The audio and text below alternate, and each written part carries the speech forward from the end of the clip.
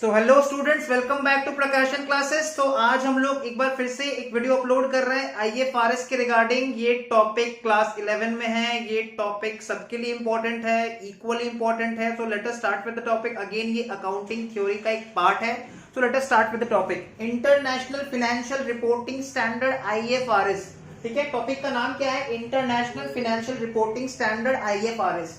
तो क्या हुआ, देखो जैसे जैसे हम लोग अपना बिजनेस को एक्सपैंड करते गए, ग्लोबलाइजेशन होता गया। ग्लोबलाइजेशन का मतलब क्या हो रहा है? आज प्रोडक्ट बन रहा है इंडिया में, बट सेल हो रहा है अब्रॉड में। सिमिलरली प्रोडक्ट्स बन रहा है अब्रॉड में, आउटसाइड बॉर्डर्स, अक्रॉस बॉर्डर्स बन रहा है प्रोडक्ट। ठीक है, और सपोज यूएस में प्रोडक्ट बन रहा है बट वो सेल आउट हो रहा है इंडिया में। तो हम देख पा रहे हैं कि जो भी बिजनेस एनवायरनमेंट है थ्रू आउट द वर्ल्ड वो बहुत एक्सपैंड हो गया है, वो ग्लोबलाइज्ड हो गया है। ठीक है, now it's no more national boundary concept, it's globalized environment. जो ग्लोबलाइज्ड एनवायरनमेंट में क्या होता है कि हम लोग पूरा वर्ल्ड वाइड कनेक्टिविटी के साथ बिजनेस करते हैं। We have strong business contacts world wide across the borders.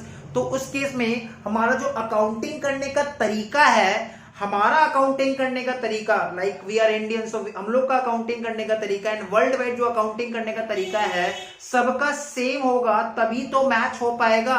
आपका फ्रेंड से आपका फ्रेंडशिप होता है जस्ट बिकॉज आपका और उसका जो व्यू पॉइंट है, जो परसेप्शंस है, वो मैच होता है। क्लियर? सो सिमिलरली अगर हमारा अकाउंटिंग करने का तरीका एंड वर्ल्ड वाइड अकाउंटिंग करने का तरीका सेम होगा, एक same set of rules follow करेंगे, same set of norms follow करेंगे, अकाउंटिंग प्रिंसिपल्स भी सिमिलर काइंड ऑफ फॉलो करेंगे, तभी हम लोग क्या कर सकते हैं? ग्लोबलाइज एनवायरनमेंट में दूसरे के साथ बिजनेस कर सकते हैं। Business accounting is also known as language of business. Accounting, एक बिजनेस दूसरे को अपना इंफॉर्मेशन कैसे ट्रांसफर करेगा? Through accounting information, through accounting. So accounting को हम लोग लैंग्वेज ऑफ बिजनेस भी बोलते हैं। So such business language must be uniform all over the world. So let us start. क्या लिखा हुआ है?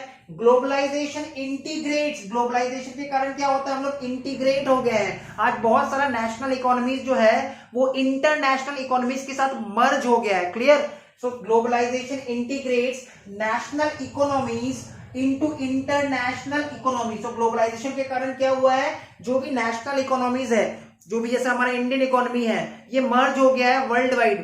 क्लियर? हम लोग दूसरे का बनाया हुआ प्रोडक्ट खरीदते हैं, अपना प्रोडक्ट दूसरे को आउटसाइड इंडिया बेचते हैं। क्लियर? सो ग्लोबलाइजेशन के कारण क्या हुआ है? इंटीग्रेशन हुआ है। The national economies have been integrated and they are now turned into international economy. Integration हुआ है between national economies into international economy. Through trade कैसे हुआ है ये integration? Through trade. Foreign direct investment हम लोग देखते हैं, बाहर के बिजनेसमैन हमारे इंडिया में आके इन्वेस्टमेंट कर, this is termed as foreign direct investment और capital flow etcetera. In this age of globalization and technology, आज डे बाय डे ग्लोबलाइजेशन और बढ़ते जा रहा है, टेक्नोलॉजी अपग्रेडेशन होते जा रहा है। ठीक है, we are in the 21st century and in the stage of globalization and technology, enterprise are carrying on business worldwide. अभी कोई भी बिजनेस है ना, वो लिमिटेड एरिया में रेस्ट्रिक्टेड नहीं रह गया है। अगर कोई भी बिजनेस है तो उसका ये एम होता है कि वो ज्यादा से ज्यादा कस्टमर्स को रीच आउट कर सके और वर्ल्ड वाइड अपना बिजनेस को एक्सपैंड कर सके। So enterprise are carrying on business world wide. We also understand that accounting is the language of business। जो अकाउंटिंग है ना, it is a language of business। ठीक है, अकाउंटिंग के थ्रू हम लोग अपना इंफॉर्मेशन, जो भी फाइनेंशियल इंफॉर्मेशन है, वो दूसरे बिजनेस तक पहुंचाते हैं, रिपोर्ट करते हैं। So accounting is the language of business. This business enterprise around the world should not be speaking different languages. तो जो भी बिजनेस एंटरप्राइज है, बिजनेस ऑर्गेनाइजेशन है थ्रू आउट द वर्ल्ड, उन लोग को सेम लैंग्वेज में ही बात करना पड़ेगा, तभी वो लोग एक दूसरे का बात को समझ पाएंगे। बोला जा रहा है जो अकाउंटिंग है वो लैंग्वेज ऑफ बिजनेस है। तो such language of business must be same, uniform throughout the world, then only they can understand each others reporting और each other financial information. Clear? तो जो अकाउंटिंग जो है उसको बताया जा रहा है, it is a language of business and the business enterprise around the world should not be speaking different languages, while sharing financial information, जब हम लोग एक दूसरे को अपना financial information शेयर करेंगे, क्वेश्चन आता है क्यों शेयर करेंगे? प्रोडक्ट बन रहा है यूएस में, सेल आउट हो रहा है इंडिया में, तो प्रोडक्शन तो यूएस में हुआ है आउटसाइड इंडिया, सेल इंडिया में हो रहा है, तो इंडिया में कितना सेल हुआ इसका अकाउंटिंग करना पड़ेगा ना, तो फाइनेंशियल इंफॉर्मेशन देना पड़ेगा। Clear? While sharing financial information, therefore there is a need of single set of, तो एक नीड समझ में आया, एक जरूरत समझ में आया कि एक single set of accounting standards का रिक्वायरमेंट है जो वर्ल्ड वाइड एप्लीकेबल हो, जो सबको समझ में आए, जो यूनिफॉर्म हो, some set of rules which are uniforms. therefore there is a need of single set of accounting standards, तो अकाउंटिंग स्टैंडर्ड्स का नीड आया that can unify, मतलब यूनिफाई कर पाएगा हम लोग को एक साथ, एक जगह हम लोग को इकट्ठा कर पाएगा। The accounting practices worldwide, ठीक है, तो अकाउंटिंग प्रैक्टिसेस वर्ल्ड वाइड, इसको यूनिफॉर्म बनाने के लिए हमको समझ में आ गया there is a need, urgent need of some accounting standards, ठीक है, जो वर्ल्ड वाइड सबको ही एक्सेप्ट करे। It is difficult to understand and compare world wide financial information without a common set of accounting and financial reporting standard. अगर हमारे पास एक common set of accounting या फिर फाइनेंशियल रिपोर्टिंग स्टैंडर्ड नहीं होगा, तो हम लोग एक दूसरे को अपना इंफॉर्मेशन जब ट्रांसफर करेंगे, तो अगर हमारा अकाउंटिंग करने का प्रिंसिपल पैटर्न अलग है, दूसरे वर्ल्ड का अकाउंट, दूसरे कंट्री का अकाउंटिंग करने का पैटर्न, अकाउंटिंग एनवायरमेंट अलग है, then we will never be able to share information with each other। Clear? हमेशा हमारे पास क्या आता रहेगा? हिंड्रेंसेस, प्रॉब्लम्स आता रहेगा।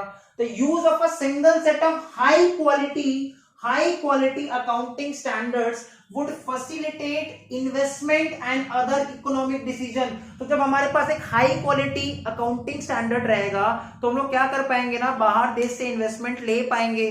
क्लियर? इकोनॉमिक डिसीजंस ले पाएंगे अक्रॉस बॉर्डर्स, वेदर हमको एक्सपोर्ट करना है, वेदर हमको इंपोर्ट करना है। So accounting would be made easy if there is a high quality accounting standard which is applicable worldwide throughout the globe। okay, across borders increase market efficiency।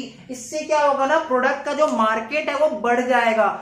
World में अगर हम लोग, हमारा प्रोडक्ट वर्ल्ड वाइड बिक रहा है, it means हमारा product marketable है वर्ल्ड वाइड। अगर कोई भी प्रोडक्ट का मार्केट बहुत छोटा in the sense geographical location के हिसाब से बात करते हैं, लोकल मार्केट है तो ज्यादा रीच नहीं कर पाएगा कस्टमर्स को, नेशनल मार्केट है, इंटरनेशनल मार्केट है, ग्लोबलाइज्ड एनवायरनमेंट है, तो उस केस में हमको क्या करना पड़ेगा कि हमारा अकाउंटिंग करने का जो पैटर्न है, स्टैंडर्ड्स है, वो भी यूनिफॉर्म होना पड़ेगा, सेम रखना पड़ेगा। ओके, एंड क्या लिखा है? Reduce cost of capital. और इससे क्या होगा? हमारा कॉस्ट ऑफ कैपिटल कम हो जाएगा। क्यों कॉस्ट ऑफ कैपिटल कम हो जाएगा?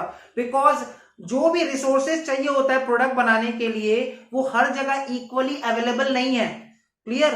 बहुत सारा ऐसा चीज है, जैसा देखो चाइना में कॉस्ट ऑफ प्रोडक्शन बहुत कम है।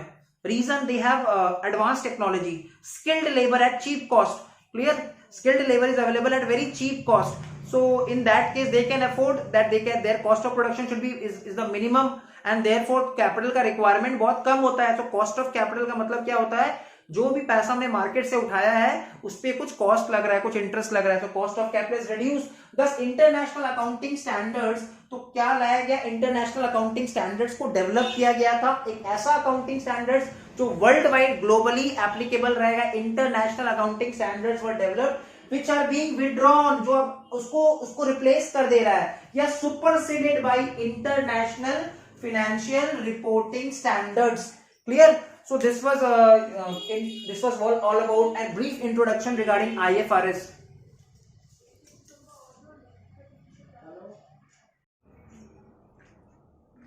So international accounting standards committee बनाया गया, ठीक है। The International Accounting Standard Committee was established in 1973। When it was established in 1973। एक कमिटी बनाया गया, International Accounting Standard Committee, in the year 1973, which was replaced by International Accounting Standard Board, IASB।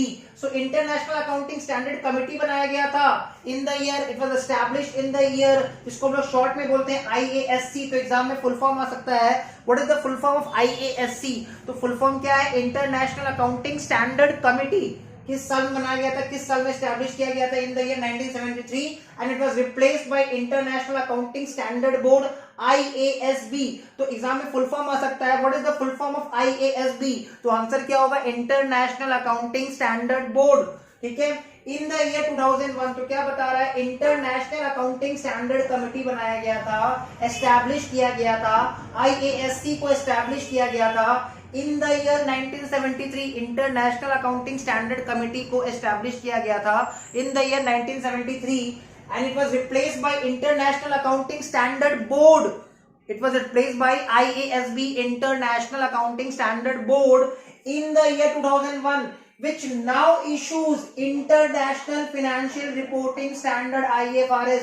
तो आज present day में IFRS that is international financial reporting standard कौन issue करता है? International accounting standard board IASB, which was replaced, which came into existence by replacing the previous International Accounting Standard Committee। पहले क्या बनाया गया था? इंटरनेशनल अकाउंटिंग स्टैंडर्ड कमेटी बनाया गया था। किस ईयर में बनाया गया था? 1973। और उसको रिप्लेस कर दिया गया। उसको रिप्लेस कौन कर दिया? उसको रिप्लेस कर दिया इंटरनेशनल अकाउंटिंग स्टैंडर्ड बोर्ड ने, and it was done in the year 2001। ठीक है, which now issues international financial reporting standard। तो क्वेश्चन आता है कि करंट डे में, करंट सिचुएशन में, एग्जिस्टिंग सिचुएशन में international financial reporting standards, international financial reporting standards कौन इशू करता है? IFRS कौन इशू करता है? तो IFRS इशू करता है international accounting standard board. International accounting standard board initially, पहले क्या हुआ? IASB ने इनिशियली अडॉप्ट कर लिया था accounting standards issued by IASC। मतलब जो भी इंटरनेशनल अकाउंटिंग स्टैंडर्ड कमेटी ने अकाउंटिंग स्टैंडर्ड बना रखा था स्टार्टिंग फेज में, इनिशियल फेज में, उसको IASB ने अडॉप्ट कर लिया था। क्लियर? तो क्या लिखा है? IASB initially adopted the international accounting standards issued by IASC, that is international accounting standard committee, to be replaced by IFRS। बाद में उन लोगों ने क्या इशू किया? IFRS इशू करना स्टार्ट कर दिया, international financial reporting standards issue करना स्टार्ट कर दिया। The objective behind setting up the IASC, International Accounting Standard Committee, जो कि आगे चल के बन गया international accounting standard board. What was the objective behind setting of such committee and such board? The objective behind setting up International Accounting Standard Committee and later on which became International Accounting Standard Board was to develop accounting standards develop करना था that would be acceptable world wide. ऐसा accounting standards जो globally world wide acceptable है। Clear? जो globally world wide acceptable है, जिसको सारा nation, जितने भी कंट्रीज है all over the world, all over the globe, सब उसको एक्सेप्ट करेंगे और जिसके थ्रू क्या होगा? All over the globe world wide globalised environment में अकाउंटिंग एक ही जैसा, एक ही तरीके से हो पाएगा। To produce and present financial information, हम जो अपना फाइनेंशियल इंफॉर्मेशन है जो प्रोड्यूस करेंगे, जो प्रेजेंट करेंगे financial information, whether it is PL, whether it is balance sheet, clear, based on similar accounting standard, ताकि हमारा जो अकाउंटिंग स्टैंडर्ड्स रहे all over the world, all over the globe, हम लोग कहीं भी किसी भी कॉर्नर में अकाउंटिंग करते हैं। सो अकाउंटिंग स्टैंडर्ड्स के बेसिस पे क्या होगा? हम लोग जो भी अपना डिटेल, जो भी फाइनेंशियल इंफॉर्मेशन सबमिट करेंगे, जो यूजर्स ऑफ फाइनेंशियल स्टेटमेंट्स हैं, उनको अपना जो भी डिटेल सबमिट करेंगे, वो सारा डिटेल्स एक ही स्टैंडर्ड्स को फॉलो करके बनाया जाएगा। वो सारा इंफॉर्मेशन एक ही स्टैंडर्ड्स को फॉलो करके बनाया जाएगा, जिससे क्या होगा? इजीनेस आएगा। ठीक है, फाइनेंशियल स्टेटमेंट्स को रीड करना, उसको अंडरस्टैंड करना, उसको इजी रहेगा हर जो यूजर ऑफ फाइनेंशियल स्टेटमेंट्स है। Thus it is the process to improve financial reporting internationally। So इस तरह से क्या हुआ कि हम लोगों ने क्या किया कि world wide financial reporting standards हमने इशू करना स्टार्ट कर दिया। क्लियर? सो पहले हमने क्या देखा? इस पैराग्राफ में हमने क्या देखा? पहले हमने सेटअप किया था international accounting standard committee, that is IASC, in the year 1973, which later on became International Accounting Standard Board in the year 2001। and the basic objective, क्या ऑब्जेक्टिव था? ये कमिटी, ये इंटरनेशनल अकाउंटिंग स्टैंडर्ड बोर्ड जो आगे चल के international accounting standard committee IASC, which later on became International Accounting Standard Board, क्यों बनाया गया था? ताकि हम लोग अकाउंटिंग स्टैंडर्ड्स को इशू कर सके जो world wide globally globalised environment में एक्सेप्टेबल है, जिससे हम लोग अपना फाइनेंशियल इंफॉर्मेशन किसी को भी कन्वे कर पाए और वो इजीली उसको अंडरस्टैंड कर सके और उसको समझ के अपना डिसीजन ले सके। क्लियर। नाउ आईएफआरएस का मीनिंग क्या होता है, एग्जाम में अगर 1 मार्क्स के लिए पूछ लिया आईएफआरएस का मीनिंग तो हमको ये लिखना पड़ेगा, IFRS are a set of accounting standard. पहला बात, आईएफआरएस का फुल फॉर्म क्या है, international financial reporting standard. IFRS का फुल फॉर्म है international financial reporting standards. These are set of standards which are now issued by International Accounting Standard Board. Clear? So International Financial Reporting Standard, that is IFRS, are a set of accounting standards developed by International Accounting Standards Board. कौन issue करता है IFRS, exam में question आ सकता है, IFRS कौन issue करता है, international financial reporting standards कौन इशू करता है, तो इंटरनेशनल फाइनेंशियल रिपोर्टिंग स्टैंडर्ड्स कौन इशू करता है, international accounting standard board IASB, which came into existence in the year 2001. Clear?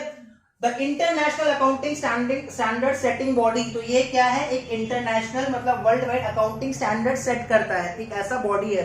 Clear. The standards issued by IASB are based on sound and clearly stated principles. जो भी accounting standards international accounting standard board IASB issue करता है वो sound principles पे, अच्छे principles पे based होता है, उसमें बहुत क्लैरिटी रहता है, उसमें कोई भी एम्बिग्विटी नहीं रहता है।